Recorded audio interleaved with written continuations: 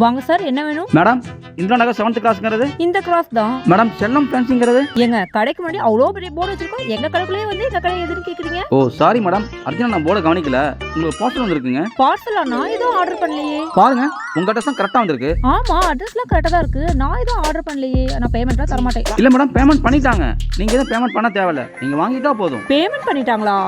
யாரா இருக்கும்?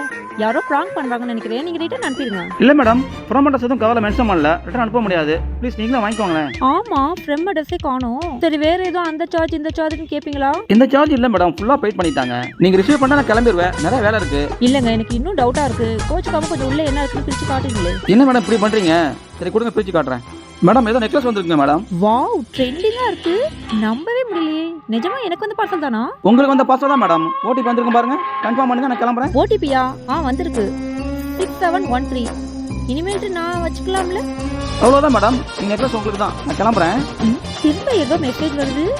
30,000 ரூபாய் டெபிட்டடா. ஓடிபி சொன்னோனே 30,000 ரூபாய் கிரெடிட் ஆகுங்களா? 300 ரூபாய் நெக்லஸ் ஆஃபர் காட்டி 30,000 ரூபாய் கிரெடிட் ஆகுது.